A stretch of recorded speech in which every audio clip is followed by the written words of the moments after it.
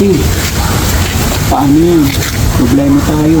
Diba sabi ko, Para, ingatan, tinanong ko pa siya, o ikaw Marites, may gamot, nakakabili ka ng gamot mo. Sabi niya po, opo. Ano sabi niya? Opo, meron pa po akong gamot dahil sabi niya. Ang ganda-ganda ng pagkasabi ko na ingatan nyo rin yung kalusugan nyo. Tapos sinabi ko, sige, pagkatapos mong mamili, uwi ka muna, pahinga ka naman.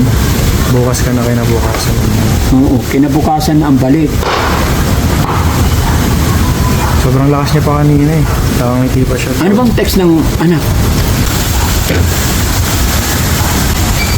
New Year na New Year, Diyos ko po. Ano ba yun? Ano ba naman? Oh. Tumatay yung balahibo ko sa batok. My God. Tawagan ko yung, mga kababayan, tawagan ko yung anak ni Marites. eh di ano yung death certificate kung sa'yo na isa PSM. Ano ka na, ang bigat ng kamay mo naman. Alam mo palang bigat yung kamay mo. Sasabi ko, wala na si Ate Marites.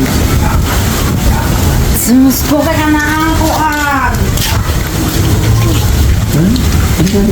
Eh, saan na ba? Ay, hindi na nga punta papunta. Binigyan mo kasi ng kuhan siya. Diba saan ba yung isang pera niya? Ay, hindi mo kasi sinabi kung saan binibig niya. Kasi yung binigay mo kasi at siya talagang pauwi ng probinsya. Yung kaso wala siyang probinsyang Hindi, binigyan ko siya ng Hindi mo naman, Binigyan ko siya wala ng- ka lang uwian yun. Tingnan mo, dito, siya nabutan. Binigyan ko siya ng pera kanina para bibili kayo ng shampoo, toothpaste, sabon. Diba?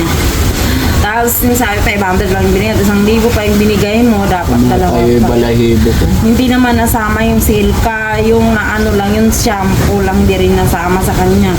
Ang ano lang yun. Paano ba to? Oo, kaya ang pira niya, isa lang 500 lang siya, may mabila ng 500, wala.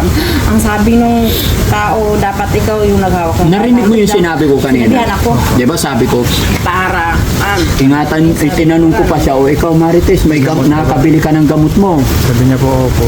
Ano sabi niya? Opo, meron pa po akong gamot dahil sabi niya. Ang ganda-ganda ng pagkasabi ko na ingatan nyo rin yung kalusugan nyo.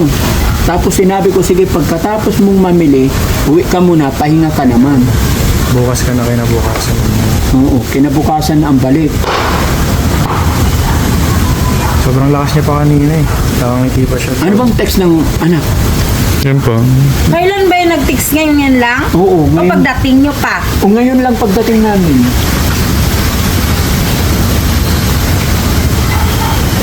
Ngayon mismo? Nangyari?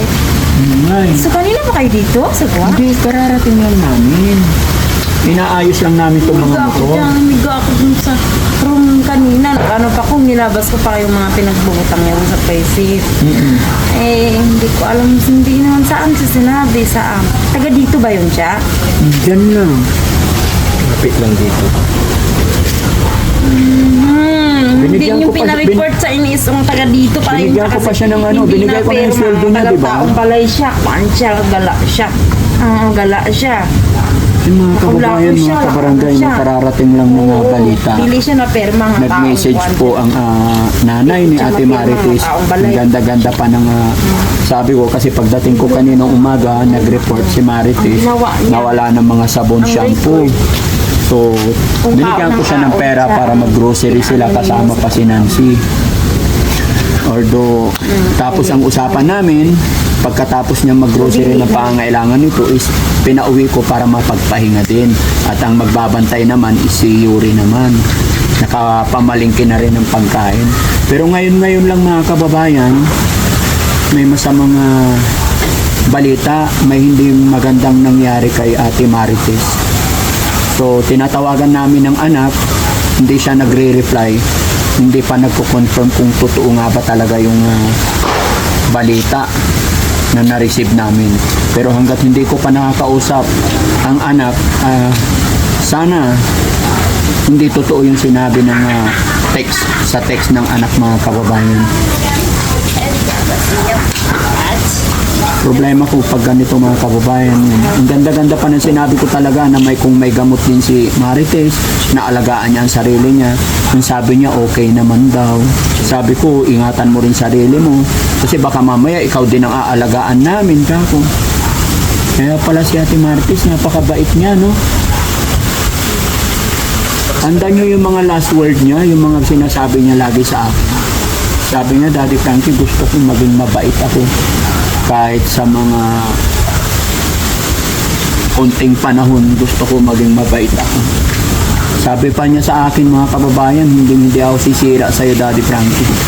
Dahil sa ikli pa lang ng pag-i-stay ko dito, pagsasama natin, malaking naitulong ko sa mga anak ko, sabi niya. Alam niyo mga kababayan, yung natanggap niya sa akin, yung bonus na binigay ko sa kanya, binili daw nila ng motor, hindi para sa kanya, bigay niya sa anak niya. Walang itinitira si Marites sa kanyang sarili, makabili lang siya ng gamot. Pero yun lang, malungkot. Wala na mag-aalaga sa'yo, Nancy. Paano yan? Gagawin natin. Sabihin ko muna nga, uwi akong katiya-alim sabi ka sa ako kanina. Sino gusto mo mag-alaga sa'yo? Sabi ni Tia Alim sa ko, kanina umuwi ka dito. Si Aling? Sa Kalumpit, sa Tindre Emil, sa Ate Imelda, sa Tindre Imelda. Sabi na kanina, 3. Nagpaalam ba sa'yo si Marites nung umalis siya? Anong paalam ni Marites sa'yo? Ay, hindi ko maintindihan kaya basta-basta nawala tapos ka na ang kuan uwi daw. Nung umalis siya, nagpaalam naman sa'yo si Marites? Paalam po Ano siya. sabi niya? Sabi ko po nung paglalaki ko, sige, Marites, pwede ka na magpahinga, pwede ka na umuwi. Ay, hindi kasi hindi dapat sabi sa isa lama daw Ni Nancy, para kayo namin mo siya, huwag mo siya babayan, sabi niya sa akin. Sabi ko, sige te, nung hatid na kita. Sabi, hindi na, huwag mo na hatid kasi wala magbabantay kay Nancy. Hindi nga te, kasi di ba mabagal ka maglakad, hinihingal ka. Ang pasakay na kita. Hindi na, huwag na, ayaw niya talaga Sana marapta magpasakay. sa lakad. Nag-edit na lang po ako dun. Tapos yun po, tinignan natin Yatid na lang. dito po siya tumama. Mutabang yatid ba sa Dandang pa tapos din po siya yatid maglakad. Nabagal siya mo.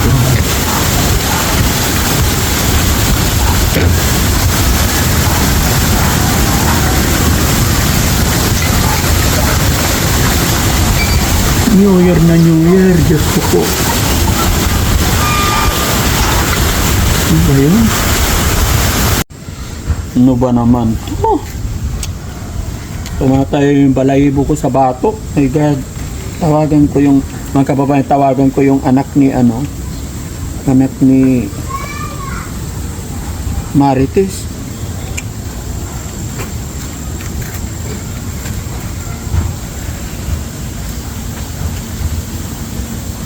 Ang ganda-ganda pa ng ano niya mga kababayan, ang ganda-ganda pa ng usapan namin. Kasi kanina umaga pagdating ko po, humingi pa siya ng pambili ng mga sabon shampoo nila dito. So binigyan ko, sabi ko para hindi mainip, dalawa kayo mag-grocery. So nag-grocery pa sila. At si Yuri naman, siya naman ang binigyan kong budget. Hello? Si Yuri, hindi sinasagot. Si Yuri naman mga kababayan, siya naman ang binigyan ko pambili ng mga ulam. So nakabili ka rin ng mga ulam, di ba? So pagkatapos mong bumili ulam, pinauwi mo na siya. Alas 12 nakaalis? Mag-alauna, alas 12 na po. Baka 12. Tapos ito na yung nalaman na yung balita mga kababayan, hindi po talaga maganda yung balita. Although yan, hindi pa nagre-reply yung anak. Una nag-text siya kay Sam, and then ngayon tinatawagan ko. Hindi sila sumasagot mga kababayan, hindi maganda.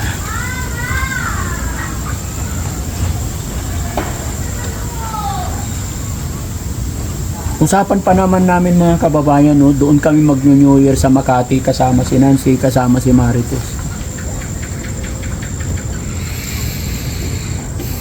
Ganito na lang Sam, no? Bukas na bukas, pupunta tayo doon. Apo. Puntahan natin.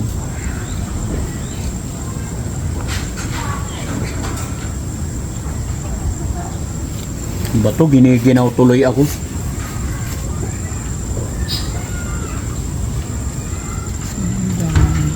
Hindi ko alam. Paano gagawin natin yan si?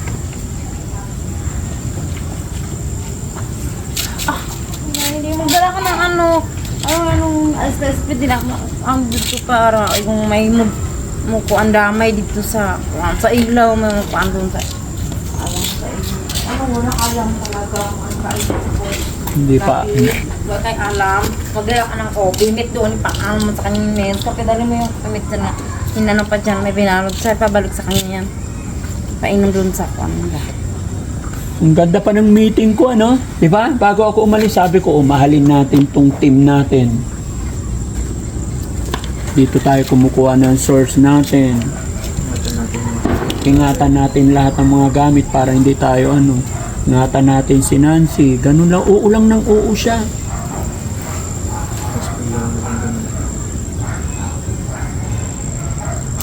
Wala kaming mga kababayan sa totoo lang. Ilang araw na mula nung after naming i-vlog si Nancy galing doon sa first check-up niya, nagsabi ako sa team na walang video about Nancy and Marites. Hindi ko talaga sila binibideo habang during that time na naggagamot. Kasi gusto ko kayong i-surprise mga kababayan sa magandang recover ni Nancy. Pero naunahan ako ni Ate Marites mga kababayan, ako ang na-surprise niya. Kaya wala akong video sa kanya. Basta sinabi ko lang sa mga team ko na huwag mo nang i-video dahil gusto kong pag i-video ko silang dalawa yung okay na si Nancy. Pero bakit gano'n Ate Marites? Sinurpresa mo naman kami.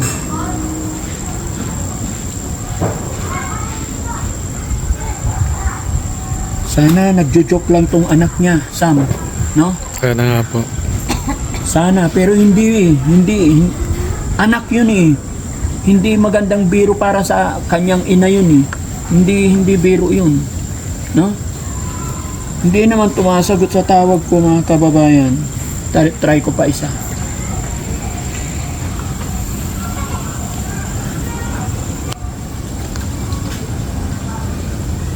Ayaw talaga. Yun mga kababayan, sana po hindi totoo. Samahan niyo po ako ipag-pray na maging okay si Ate Marites mga kababayan. Sana maging okay pa siya. No? Marami pa kaming gustong gawin. Marami pa kaming pagsasamahan kay Nancy. Dahil si Ate Marites talaga inaasahan ko mag-alaga. Dahil siya lang talaga yung kasundo niya.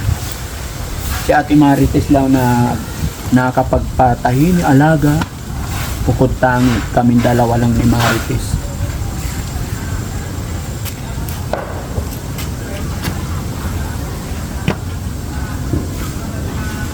Ayan, Diyos ko po.